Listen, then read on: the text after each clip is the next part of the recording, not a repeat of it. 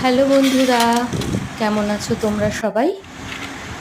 আজ আমি একটু আমার এক পুরনো স্কুলের বান্ধবীর সাথে একটু নিউ মার্কেট চত্বরে ঘুরতে গিয়েছিলাম অনেক দিন পর।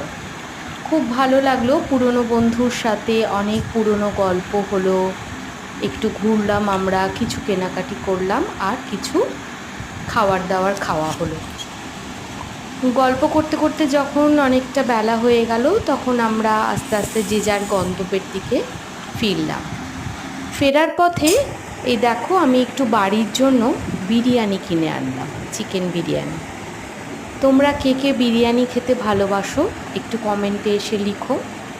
আমার তো খুবই ভালো লাগে, কিন্তু আজকাল একটু বাইরের খাবার হজম করতে অসুবিধা হয় বলে একটু খাওয়া কমিয়ে দিয়েছি, কিন্তু বিরিয়ানি আমার পছন্দের তালিকায় 1 নম্বর স্থানে সবসময় থাকে।